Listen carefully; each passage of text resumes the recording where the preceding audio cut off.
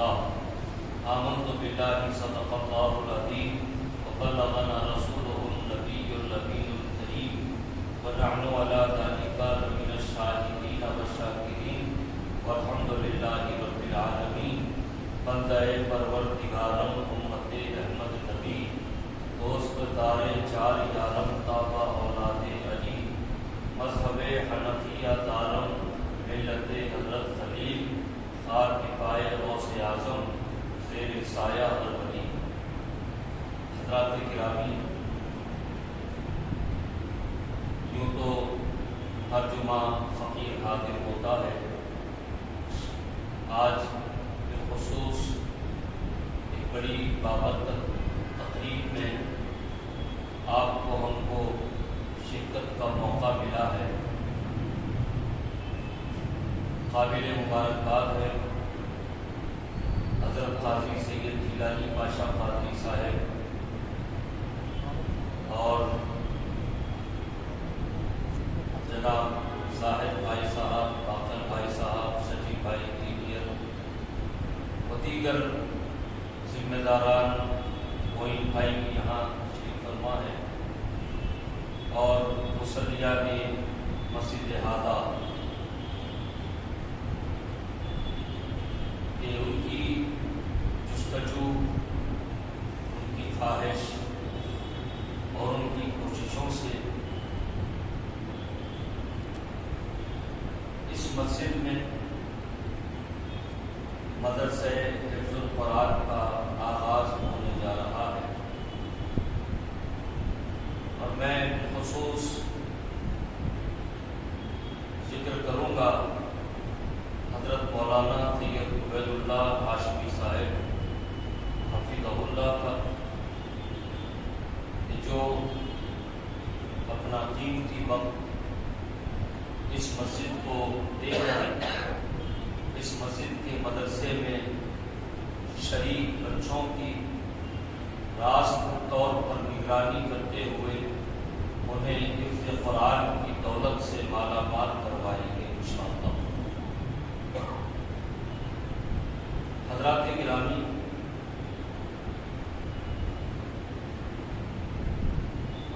قرآن حکیم کی ایک آیت مبارکہ لو انزلنا هذا القرآن على جبل لرأيته خاشعا متصدعا من خشیۃ اللہ، کہ اللہ تعالیٰ اپنے کلام قرآن حکیم کا تعارف اس انداز میں بھی کرا رہا ہے کہ اگر ہم اس کلام کو پہاڑ کی چوٹی پر اتار دیں تو اللہ کے جلال اور اللہ کی خشیت سے پہاڑ بیضا بیضا ہو کر بکھر جاتا۔ عزیزان گرامی، بہت سے مقامات پر اللہ نے اپنے کلام کا تعارف کروایا، یہی فرمایا کہ اس کتاب میں کوئی شک نہیں، کوئی محل شک نہیں، شبہ نہیں کیا جا سکتا، اور یہ بھی تعارف کرایا کہ یہ اللہ کا کلام ہے، بڑا محفوظ کلام ہے، کیونکہ جس نے اس کو نازل کیا ہے وہی اس کا نگران ہے، وہی اس کا محافظ ہے۔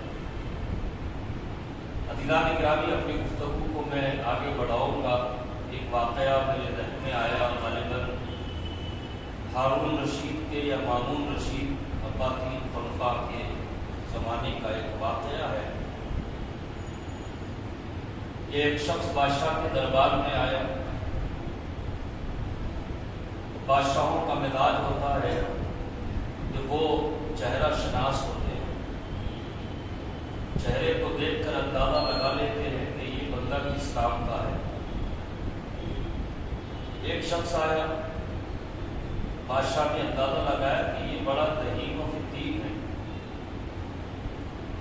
اور گفتگو کی تو حاضر جواب بھی ہے، اور اس کے لباس سے، اس کے حلیے سے یہ اندازہ ہو رہا تھا کہ یہ اسلام سے اس کا کوئی تعلق نہیں ہے۔ تو بادشاہ کے دل میں بڑی یہ خواہش پیدا ہوئی کہ کاش یہ مسلمان ہو جائے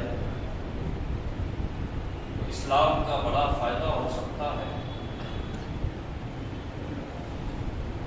عزیزان گرامی، یہاں ایک بات میں یہ بھی عرض کر دوں کہ حفظ قرآن کا مدرسہ ہو یا پھر عالمیت کا مدرسہ ہو، عام طور پر چھوٹی ذہنیت کے لوگوں کا یہ تصور ہوتا ہے کہ جو اسکول میں اچھے مارکس نہیں لاتا، اسکول میں اچھا نہیں پڑھتا اور بالکل کسی کام کے لائق سمجھا نہیں جاتا، اس کو مدرسے کا رخ دکھا دیا جاتا ہے۔ یہ ہماری قوم کی سب سے بڑی نادانی ہے۔ اسکول کی تعلیم کے لیے تو اپنے گھر کے ضعیف بچے کو ڈھونڈا جاتا ہے، لیکن جب مدرسے میں ڈالنے کی بات آتی تو دیکھتے سب سے کم عقل بیوقوف قسم کا کون ہے، اس کو مدرسے میں ڈالو۔ عزیزان گرامی، یہی ہمارے زوال کا ایک سبب ہے۔ اسکول کی تعلیم تو کوئی بھی حاصل کر لے سکتا ہے، لیکن جب بات اپنے کسی بچے کو مدرسے میں پڑھانے کی آئے یا اسے حافظ قرآن بنانے کی آئے تو دیکھیں بچوں میں سب سے زیادہ ذہین کون ہے، تاکہ وہ حفظ قرآن کی دولت سے بھی مالا مال ہو اور علم دین کو حاصل کرے اور پھر اس کے ذریعے مذہب اسلام بالخصوص مذہب اہل سنت کو اس کا فائدہ پہنچے۔ یہ فکر ہونی چاہیے، نہیں کہ مدرسہ کھل گیا تھا، بیوقوف بچہ کون ہے، اپنے بچوں میں اس کو کان پکڑ کے لا کے ڈال دو۔ اور عزیزان گرامی، جب آپ کی نظر میں وہ ناکارہ ہے تو اس کو آپ کچھ بھی پڑھا لیں، دنیا کی نظر میں وہ کبھی کامیاب نہیں ہو سکتا، نہ وہ اپنی زندگی کو کامیاب بنا سکتا۔ تو یہ ہارون رشید کے دل میں خیال آیا کہ یہ بڑا ذہین ہے، فقیر ہے، عادل جواب ہے، اور کسی بھی موضوع پر جب یہ بات کرنے بیٹھتا ہے تو ہر سامنے والے کو لاجواب کر دیتا ہے، لیکن یہ مسلمان نہیں ہے۔ خواہش کی کہ کاش کے مسلمان ہو جائے تو اسلام کو اس کا فائدہ پہنچے۔ اب ظاہر سی بات ہے، ایک آدمی کو بادشاہ دعوت اسلام دے رہا ہے کہ بھائی اسلام قبول کر لو، تو اس نے کہا کہ نہیں، مجھے ایسی کوئی ضرورت نہیں ہے، میں اپنے مذہب میں بڑا خوش ہوں۔ پھر ایک سال کے بعد ایک تقریب میں ہارون رشید کو اپنے دربار میں وہی شخص نظر آیا، دور سے پہچان لیا، لیکن اس بار اس کو بڑی حیرت ہوئی کہ اس کے چہرے سے نور ایمان چھلک رہا تھا۔ یہ بڑا حیران ہوا، اس نے کہا کہ میں بادشاہ اور خلیفہ ہوتے ہوئے اس کو اسلام کی دعوت میں نے دی، لیکن اس نے انکار کر کے میرے دربار کو چھوڑ کے چلا گیا تھا۔ آخر ایسی کیا بات ہوئی کہ یہ مسلمان ہو گیا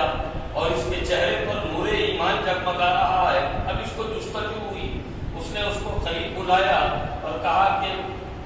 میں نے غلط نہیں پہچانا تو تم وہی ہو جس کو سال گزشتہ میں نے اسلام کی دعوت دی تھی؟ بولے ہاں حضور، میں ہی ہوں۔ بولے میں نے جب اسلام کی دعوت دی تو تم نے قبول نہیں کیا، اب لگ رہے ہو کہ تم مسلمان ہو گئے؟ بولے حضور مسلمان ہو چکا ہوں۔ اب بادشاہ کو بڑی حیرت ہوئی کہ اصل ایسی کیا وجہ ہوئی ہوگی کہ میرے حکم کو تو یہ انکار کر کے چلا گیا تھا لیکن پھر یہ مسلمان ہو گیا۔ بادشاہ نے کہا، ہارون رشید نے کہا کہ بھائی مجھے تفصیل بتاؤ، آخر تم مسلمان کیسے ہو؟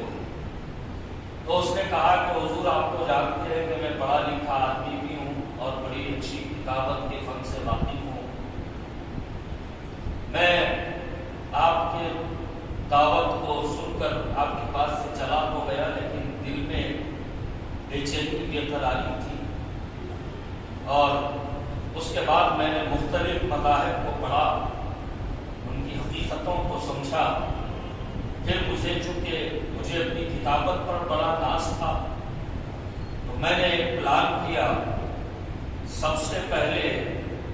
میں نے توریت کے 3 نسخے لکھے۔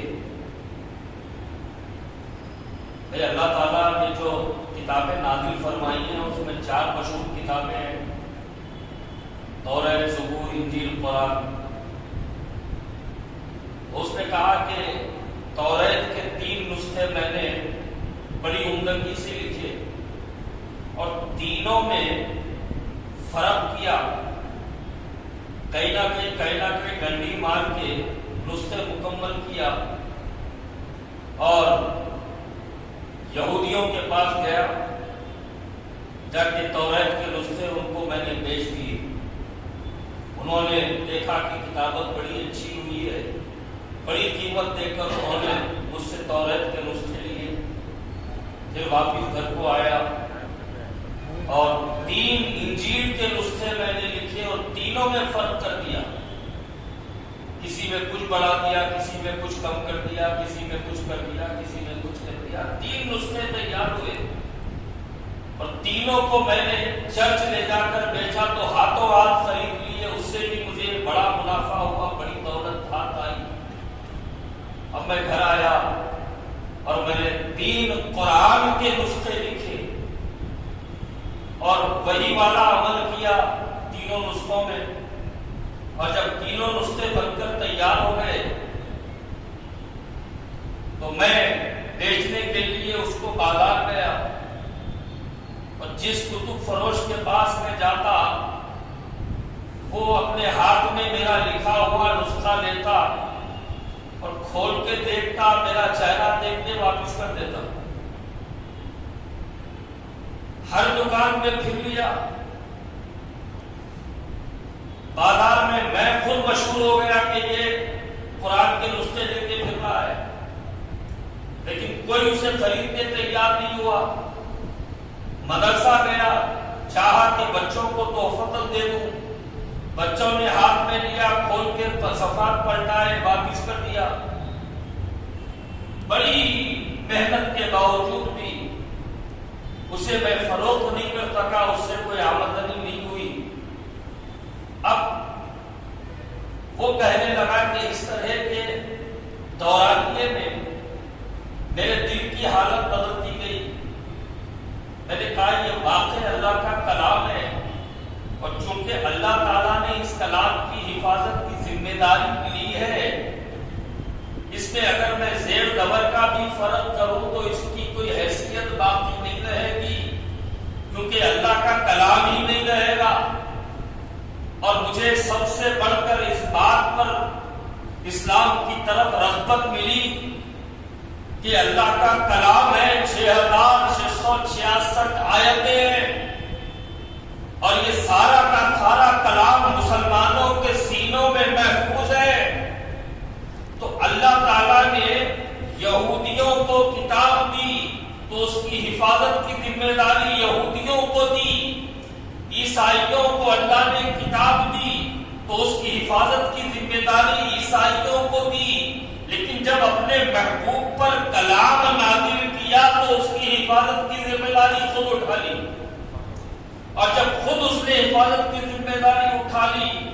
تو حفظ قرآن کی دولت رکھنے کے لیے اللہ تعالیٰ نے اسی شان کے سینوں کو بھی پیدا فرمایا۔ یہی وجہ ہے کہ 1400 سال سے اگر روئے زمین سے قرآن کے تمام نسخوں کو بھی ہٹا دیا جائے لیکن قرآن محفوظ رہے گا، کیونکہ یہ حفاظ کے سینے میں موجود ہے۔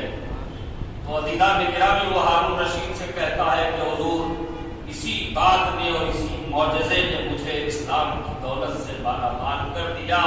کہ جو کلام اللہ نازل بھی کرتا ہے اور اس کی حفاظت کا بندوبست بھی کرتا ہے، تو اس دین اور اس کتاب سے بڑھ کر کوئی سچا دین اور سچی کتاب روئے زمین پر نہیں ہے، لہذا میں ایمان اس پر لا چکا۔ تو عزیزان گرامی یہ تو ضمن میں نے عرض کیا لو انزلنا هذا القرآن على جبل لرأيته خاشعا متصدعا من خشیۃ اللہ۔ قرآن کی یہ شان بیان کی گئی کہ اگر ہم اس کو پہاڑ کی چوٹی پر اتارتے تو اللہ کی خشیت سے، اللہ کے جلال سے پہاڑ میلا بیتا ہو کر بکھر جاتا۔ اب عزیزان گرامی جب قرآن کا اللہ نے یہ تعارف کرایا تو سوچنے کی بات ہے کہ ہمارے 4 سال کے، 6 سال کے، 8 سال کے، 10 سال کے بچوں کے سینے میں قرآن کیسا محفوظ ہے، اور ترتیب وہی ہے جو رسول نے بتائی، لحن وہی ہے جو رسول نے سنایا، انداز وہی ہے جو رسول نے سکھایا، جبکہ شان تو یہ ہے کہ اتنا جلال والا یہ کلام کہ پہاڑ کی چوٹی پہ اترتا تو پہاڑ ریزہ ریزہ ہو کے بکھر جاتا، تو پھر یہ سینے محفوظ کیسا ہیں؟ ایک سوال یہاں یہ پیدا ہوتا ہے کہ جب قرآن کا جلال والا کلام ہے تو پھر ہمارے سینوں میں یہ قرآن آ کر ہمارے سینے کیسے محفوظ ہو گئے؟ تو عزیزان گرامی، بات دراصل یہ ہے کہ جو جلال قرآن ہے سینے پاک مصطفیٰ نے اپنے اندر جذب کیا اور جمال قرآن اپنے غلاموں کو عطا فرما دیا، جمال قرآن اپنے غلاموں کو عطا فرما دیا، جس کے نتیجے میں عزیزان گرامی آج بھی قرآن اپنی معجز نمائی کے ساتھ ہمارے سینوں میں موجود ہے۔ خود میرے آقا صلی اللہ علیہ وآلہ وسلم نے حفظ قرآن فرمایا اور سال میں 2 مرتبہ اس کا دور فرماتے اور حضرت جبرائیل علیہ السلام کو سناتے، اور یہی بات ہے کہ حضور پاک صلی اللہ علیہ وسلم کے وہ مقدس ترین جماعت صحابہ میں کچھ ایسے جلیل القدر جیت صحابہ اکرام ہوئے، ان میں سے کچھ حافظ قرآن ہوئے، کچھ کاتب قرآن ہوئے۔ عزیزان گرامی، یہ دونوں فضیلت والے عظمت والے لوگ ہیں، اور حضور پاک صلی اللہ علیہ وآلہ وسلم، اور ان کی خاص بات یہ ہے کہ ادھر قرآن نازل ہو رہا ہے، ادھر یہ آیات کو یاد کرتے جا رہے ہیں، تو ان سے بڑھ کر تو روح زمین پر کوئی حافظ نہیں ہوا، اور امت کے سارے حافظ مل کر بھی اس جماعت صحابہ کی برابری نہیں کر سکتے جو راست طور پر حضور سے انہوں نے قرآن سنا اور اپنے سینوں میں محفوظ کیا۔ تو عزیزان گرامی، حفظ قرآن کی بڑی برکتیں ہیں اور بڑی فضیلت آئی ہے، اور حفظ قرآن کی ترغیب دلانے کے لیے بھی میرے آقا صلی اللہ علیہ وآلہ وسلم نے بڑی بشارتیں عطا فرمائی ہے۔ اب ان بشارتوں میں سے ایک مشہور ترین بشارت یہ موجود ہے کہ دیکھیے قیامت کا دن ہوگا، حشر کا میدان ہوگا، نفسا نفسی کا عالم ہوگا، سورج صبح میدے پر ہوگا، ہر انسان اپنے اپنے گناہوں کے مطابق اپنے ہی پسینے میں ڈوبا ہوا ہوگا، کوئی سہارا نہیں ہوگا، کوئی مددگار نہیں ہوگا، ہر کوئی پریشان نفسا نفسی کا عالم ہوگا۔ اماں بچے کو نہیں پہچانتی، بابا اولاد کو نہیں پہچانتا، اولاد ماں باپ کو نہیں پہچانتی، کوئی رشتہ، کوئی دوستی، کوئی تعلق ایک دوسرے کو سمجھ میں نہیں آ رہی ہوگی۔ ویسے حشر کا میدان ہے، قیامت کا دن ہے، ہر کسی کو ایک شفیع کی ضرورت ہے، مددگار کی ضرورت ہے،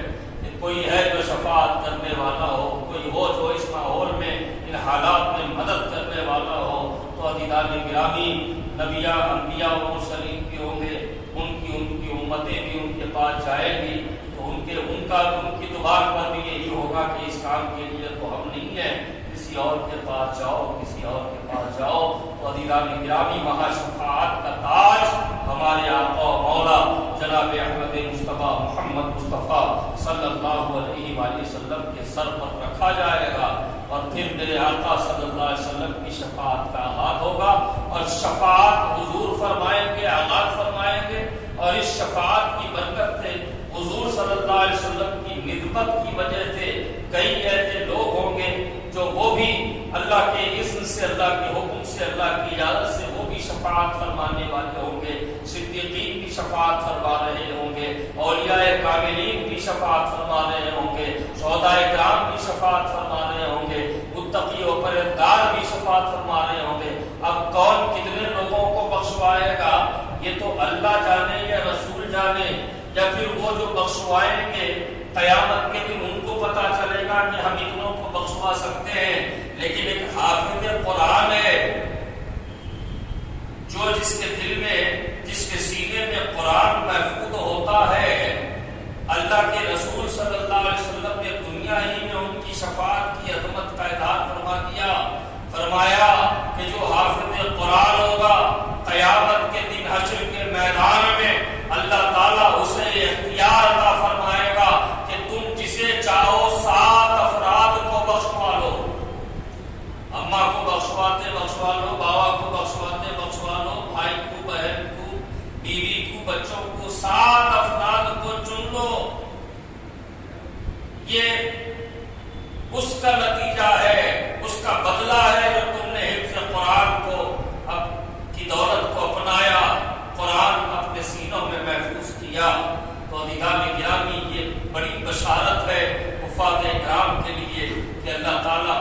قیامت کے دن حشر کے میدان میں ان کے ذریعے 7 آدمی کی بخشش کروائے گا۔ اور جب عزیزو ذرا سوچو، جب حافظ کو یہ اختیار ہے کہ 7 آدمی کو بخشوا لے، تو پھر حافظ کا مقام کیا ہوگا؟ حافظ قرآن کی قدر و منزلت کیا ہوگی؟ عزیزان گرامی، وہ دور سے پہچانے جائیں گے کہ دنیا میں یہ جب گئے تھے تو انہوں نے اللہ کے کلام کو حفظ کیا تھا۔ حضرت عالم باللہ شیخ الاسلام بانی جامع نظامیہ حضرت علامہ امام انوار اللہ فاروقی رحمۃ اللہ علیہ کی ایک روایت میں نے پڑھی تھی، مختصر انداز میں وہ روایت کو میں عرض کروں گا کہ جب حضور پاک صلی اللہ علیہ وآلہ وسلم کے نور کو اللہ نے پیدا فرمایا اور نور سے ہر چیز کو پیدا فرمایا، تو جب ساری مخلوقات بن گئیں، قیامت تک جتنے انسان آنے والے ہیں ان سب کی ارواح کو بنا دیا گیا، تو اللہ تعالیٰ نے ایک نورانی حباب بنا کر اس حباب میں اپنے محبوب صلی اللہ علیہ وآلہ وسلم کے نور مبارک کو وہ شکل دی، وہ صورت دی، وہ حلیہ دیا جو دنیا میں میرے آقا صلی اللہ علیہ وسلم سے جس کا اظہار ہوا، وہ حلیہ، وہ بشرا، وہ صورت حضور کو عطا، حضور کے نور کو عطا کی گئی، اور حضور کے نور کو اس حباب میں رکھا گیا، اور ہزاروں سال سارے ارواح جو ہیں وہ حضور کے اس نورانی حباب کے ارد گرد طواف کرتے رہے۔ پھر حکم ہوا بیٹھ جاؤ، تو ساری ارواح بیٹھ گئی، ساری روحیں بیٹھ گئی، اور زمانے ایک عرصے تک بیٹھی رہی اپنے سروں کو جھکائے ہوئے۔ پھر حکم ہوا اپنے سروں کو اٹھاؤ۔ جب انہوں نے اپنے سروں کو اٹھایا تو ان کی آنکھیں کھلی ہوئی تھیں اور سامنے نورانی حباب تھا، اور نورانی حباب میں حضور پاک صلی اللہ علیہ وآلہ وسلم کا نورانی پیکر موجود تھا۔ اب حضرت عالم باللہ امام انوار اللہ فاروقی رحمۃ اللہ علیہ فرماتے ہیں کہ جب ان تمام روحوں نے اپنے سروں کو اٹھایا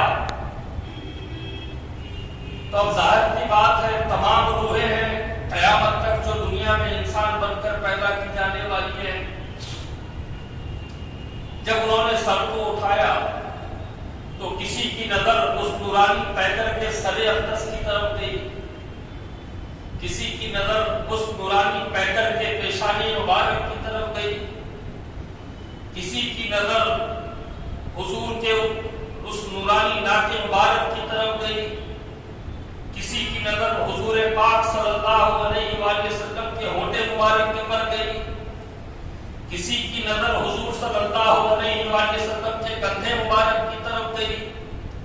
کسی کی نظر حضور صلی اللہ علیہ وآلہ وسلم کے سینے مبارک کی طرف گئی،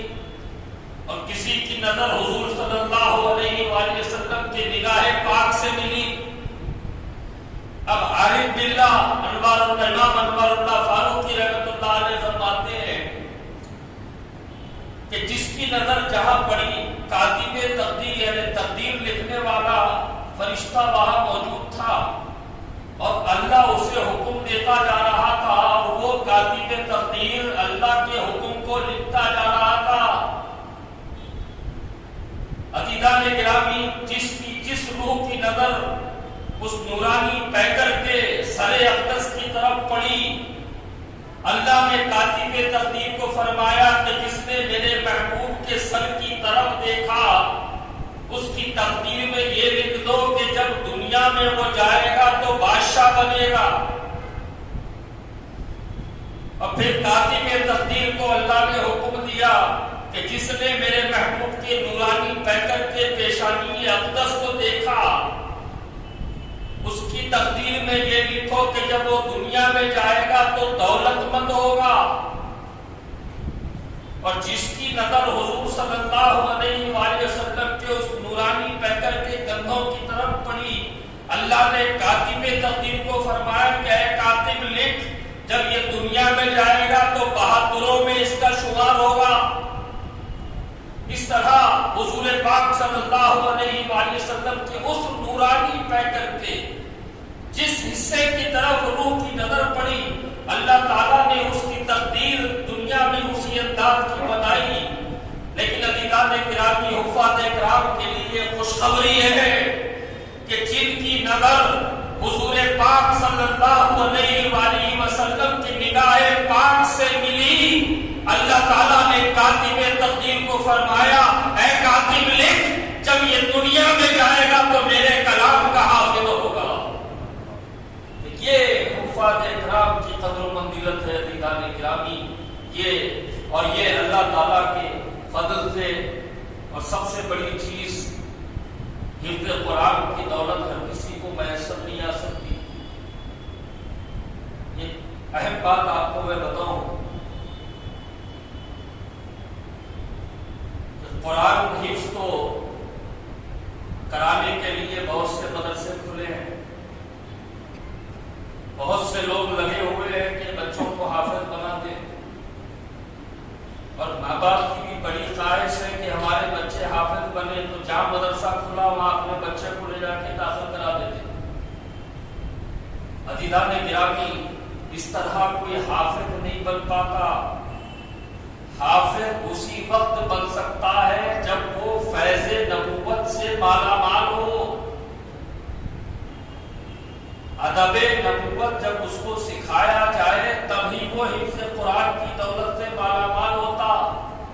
اب آپ کہیں گے بھائی بہت سے بے ادب بھی تو حافظ قرآن ہے نا، تو یاد رکھو وہ حفظ کرتے ہیں، وہ قرآن پڑھتے ہیں،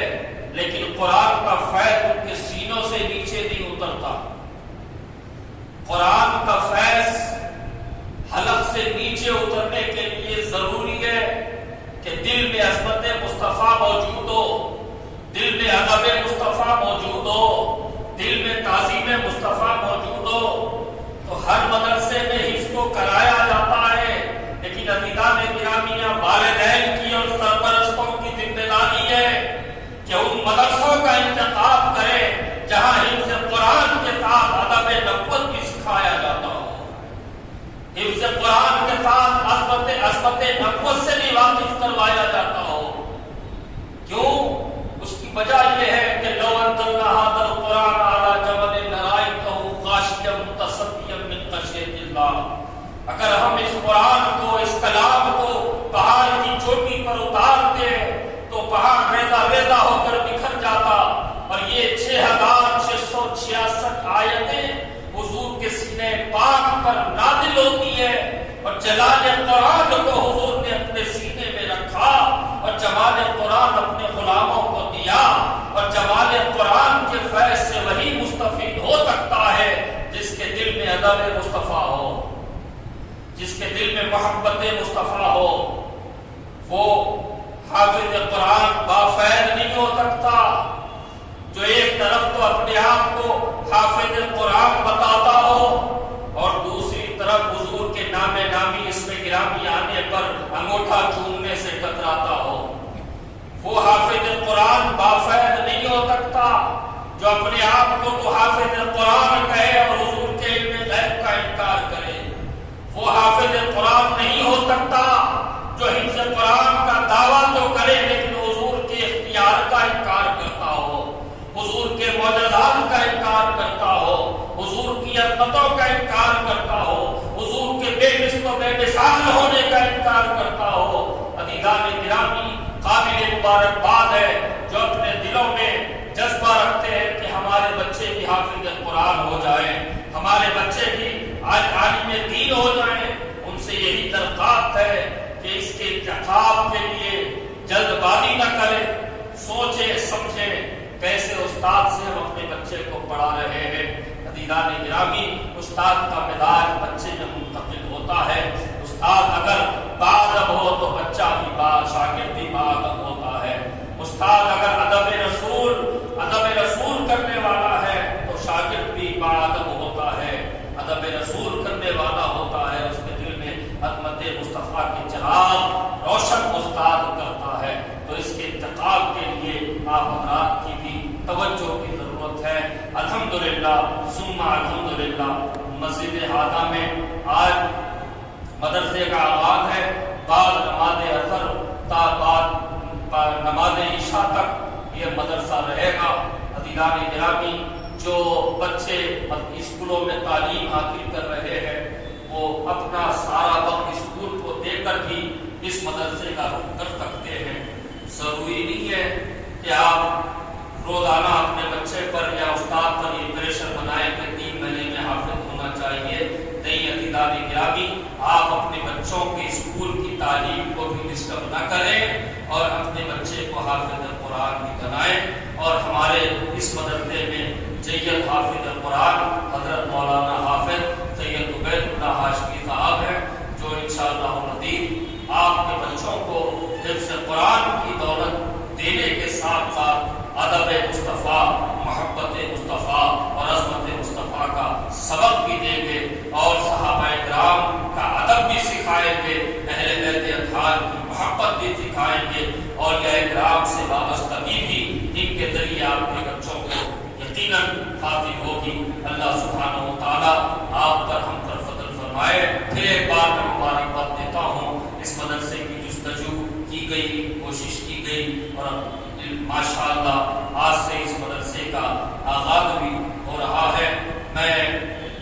جمعہ میں بھی آپ حضرات سے یہی درخواست کیا کہ اپنے بچوں کو حافظ قرآن بنائیں۔ دیکھیے آنے والے حالات پتہ نہیں کیسے کیسے کن حالات سے ہم کو گزرنا ہے، ان حالات کے لیے تیار رہیں۔ ان حالات میں پتہ نہیں ہمارے ساتھ کیا ہونے والا ہے۔ ابھی تو شہروں کے نام بدلے جا رہے ہیں، ابھی تو مساجد کو ٹارگٹ پر لیا گیا ہے، کل مسلمانوں کے ساتھ بھی کیا سلوک کیا جائے گا۔ اللہ تعالیٰ امت مسلمہ کی حفاظت فرمائے، بالخصوص ہندوستان کی حفاظت فرمائے، ہندوستانی مسلمانوں کی حفاظت فرمائے اور مسلمانوں کو ظالم و جابر حکمرانوں سے نجات عطا فرمائے اور مسلمانوں کے حقوق کا خیال رکھنے والوں کو حکومت عطا فرمائے۔ اور ساتھ میں آپ حضرات سے میں یہ بھی عرض کروں گا کہ کورونا جیسی وبا ہم یہ سمجھ رہے ہیں کہ ختم ہو گئی، لیکن یہاں ڈوبی وہاں نکلی والا اس کا معاملہ ہو گیا ہے۔ ابھی بھی احتیاط کی ضرورت ہے، سوشل ڈسٹینسنگ، ہم شادیوں میں جا رہے ہیں، عرسوں میں جا رہے ہیں، ماحول دیکھ رہے ہیں، بڑی تکلیف ہو رہی ہے اور بڑا درد محسوس ہو رہا ہے کہ ہماری قوم کا حافظہ اتنا کیسا کمزور ہو گیا کہ ایک دن میں 5 نمازیں